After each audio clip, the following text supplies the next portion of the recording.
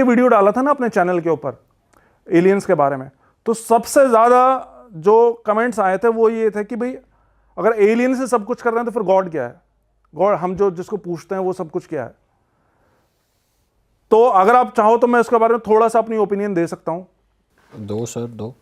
लेकिन जैसे मैंने पहले बोला था कि अगर आप बहुत सेंसिटिव हैं अपने बिलीफ्स को लेकर तो बेशक मत सुनना, क्योंकि जो है वो है। अब गॉड जो है ना, देखो गॉड जिसने ये क्रिएट करी है, मतलब हम सब कुछ ही गॉड से निकले हुए हैं।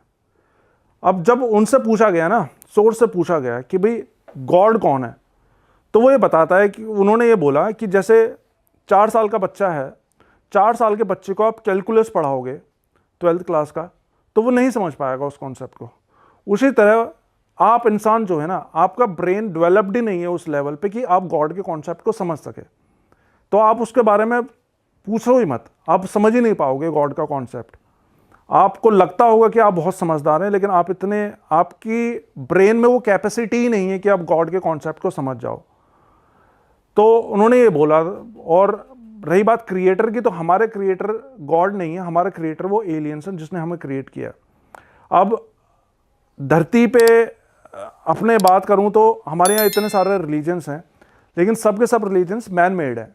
ये कोई भी गॉड मेड रिलीजन नहीं है, सबके सब मैन मेड हैं। अब एक और चीज़ मैं आपको बताता हूँ, बहुत ही कंट्रोवर्शियल ये हो सकता है। मतलब गॉड से आप क्या एक्सपेक्ट करते हो कि गॉड कौन है? आपके हिसाब से गॉड कौन होता है? जो कि मुसीबत में हमारी मदद करे, हमारी प्रेयर्स को आंसर करे, है ना? वो गॉड है।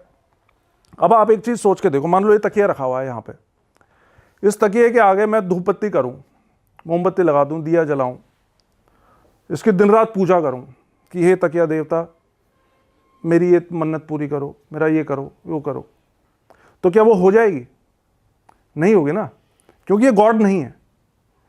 तो हम किसी भी XYZ को चीज़ को भगवान मान के, गॉड मान के पूजने लग जाएं, इसका मतलब ये नहीं है कि वो गॉड हो गया। मेरे अपने एक्सपीरियंस में हमें जो बचाते हैं मुसीबतों से और जो हमारी मन्नतें पूरी करते हैं वो हमेशा प्रेत होते हैं। ब्लैक मैजिक किसी के ऊपर होता है, उसकी काट हमेशा प्रेत करते हैं। आपको एक्सीडेंट होने वाला होता है, अचानक से 1 सेकंड इधर उधर करके आपकी जान बचाते हैं, वो हमेशा आपके प्रेत होते हैं। अब प्रेत तो ना बड़ी ब्रॉड टर्म में बोल रहा हूं। प्रेत का मतलब हर वो चीज जो कि यहां पे इंसान के रूप में पैदा हो चुकी है, हर वो चीज, ठीक है, चाहे वो कोई भी हो। ये एक तरीके से पितृ कह लो, जो पितृ भी प्रेत ही हो गया ना एक तरह से। मतलब प्रेत एग्जैक्ट वर्ड नहीं है, लेकिन वर्ड मतलब कहने का मतलब ये है कि जो भी इंसान की फॉर्म में, इंसान के रूप में इन धरती पे जन्म ले चुके हैं और अब नहीं है, वो सब प्रेत आप एक तरह से मान लो। पर उनका रीबर्थ हो गया हो तो मतलब बहुत सारों का रीबर्थ भी हो जाता है। नहीं, कोई आप एग्जांपल बताओगे कौन सा? जैसे नहीं, जैसे कोई था, जैसे ये भी तो पास्ट लाइफ में ले गई ना लोगों को, तो ऐसे ही कोई था जो सेम एनर्जी अब दूसरी बॉडी में भी चली जाती है। तो आप कह रहे हो जो जन्म नहीं लेती दोबारा वो यहीं रहती है, उनको प्रेत कह रहे हो आप, जो एनर्जीज जन्म नहीं लेती? नहीं, देखो जितनी भी डीटीज आप पूछते हो, मान लो जैसे पितृ का ही ले लो कॉन्सेप्ट, तो पितृ भी तो एक तरह से आत्मा ही है ना, वो भी तो एक तरह से प्रेत ही है, क्योंकि उसने भी किसी जमाने में इंसान के रूप में जन्म लिया था धरती पे।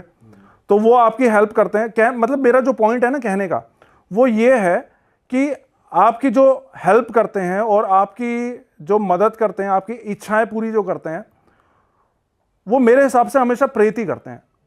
वो ऐसा कोई गॉड उतर के नहीं आता है ऊपर से, आसमान से, जो कि आपकी मदद करता है, आपकी वो करता है। क्योंकि गॉड अगर करता होता, मान लो वो आपकी कर रहा है, मेरी नहीं कर रहा, तो वो तो एक तरह की पार्शियलिटी होगी ना, और गॉड कभी पार्शियलिटी नहीं कर सकता है।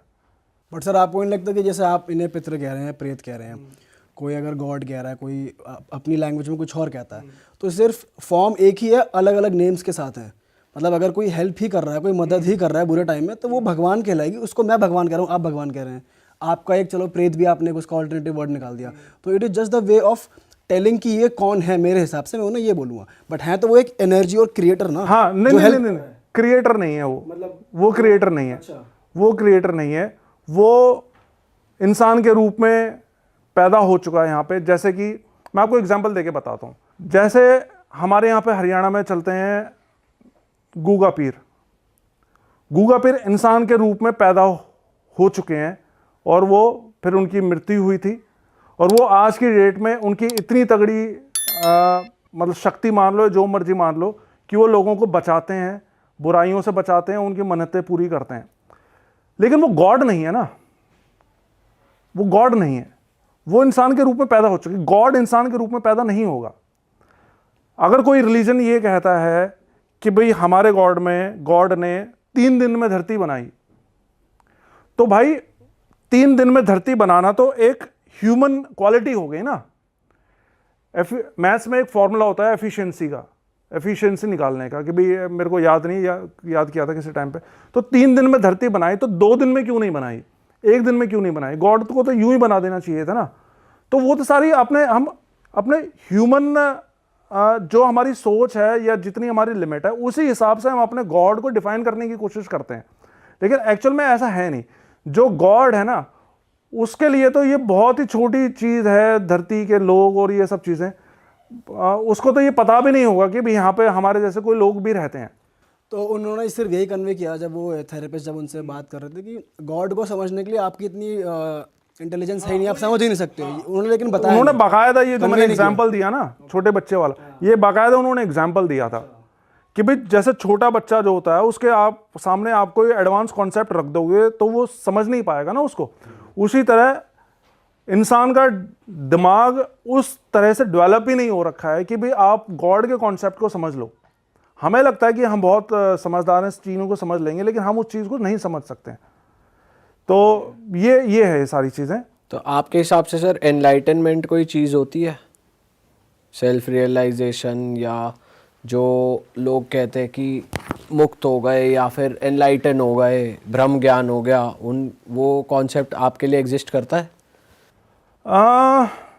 एनलाइटनमेंट आप रख सकते हो अपना अनफिल्टर्ड ओपिनियन, हम आपको काउंटर नहीं कर रहे, हम बस आपसे आपकी राय जानना चाह रहे हैं। नहीं, पता है क्या चक्कर क्या है, बात काउंटर करने की नहीं है। बात यह है कि बहुत ऑफेंसिव हो जाती हैं कई बार बातें लोगों के बिलीफ्स के लिए।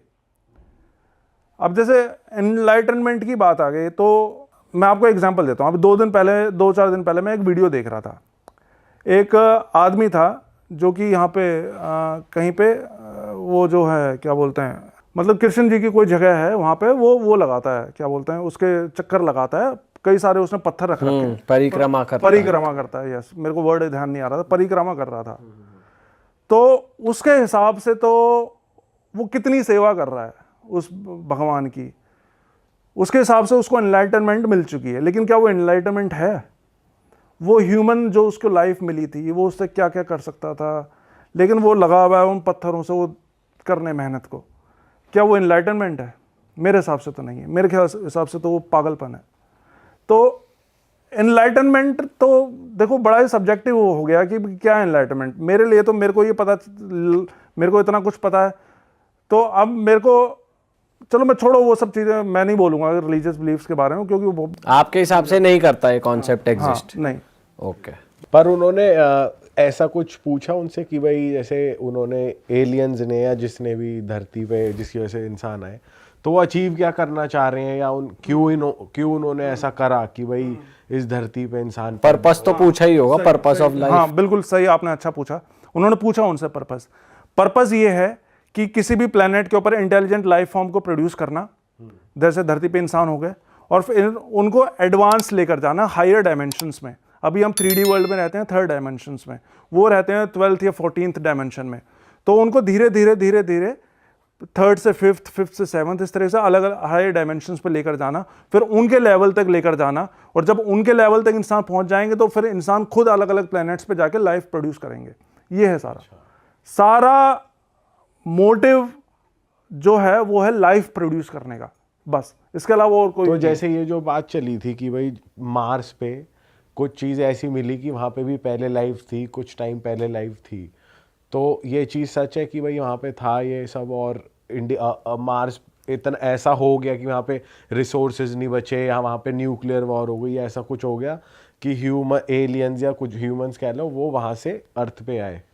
देखो पर्टिकुलर मार्स के बारे में तो ऐसा नहीं पूछा गया था, पर्टिकुलर मार्स की तो मैं बात नहीं करूंगा, लेकिन ये तो फैक्ट है कि ब्रह्मांड के अलग अलग प्लैनेट्स पे लाइफ फॉर्म्स रही हैं, अभी नहीं तो आगे आने वाले समय में हो सकता है वहां पे हो, क्योंकि हमेशा कोई प्लैनेट सस्टेन नहीं कर सकता लाइफ फॉर्म को, वहाँ पे भी स्टेजेस चलती हैं, उसका भी वेदर कंडीशंस के हिसाब से वहाँ पे भी समय होता है कि भाई इस समय से इस समय तक ही वो जो है अपना लाइफ फॉर्म को सस्टेन कर तो सके। हिसाब से तो अर्थ का भी एक टाइम आएगा कि भाई कुछ हाँ, बचेगा नहीं। हाँ, तो देखो, उस टाइम तक फिगर आउट कर लेगा ह्यूमन, कह सकते हैं कि भाई किसी और अभी जो चल रहा है ना वो ये चल रहा है, एक्सटेंशन इसको बोलते हैं, शिफ्ट, एक्सटेंशन शिफ्ट। अभी तैयारी चल रही है अर्थ को 5th डायमेंशन में शिफ्ट करने की। तो होगा क्या, ऐसा नहीं है कि धरती खत्म हो जाएगी, धरती यहीं रहेगी। अरे वाह, आपने ये वीडियो यहाँ तक देख ली भाई, तुमने हमारी मेहनत सफल कर दिया, तुम ही लोग हो असली रियल हिट। और अगर आपको बहुत मजा आ रहा है ऐसी क्लिप्स में, ऐसी वीडियोस में, तो फटाफट जाइए प्लेलिस्ट पे बिंज वॉच कीजिए, सारी वीडियोस देख डालो और मौज काटो। दैट इज इट, हम मिलेंगे नए पॉडकास्ट में, नए क्लिप में। Till then bye bye, see you, take care, do subscribe.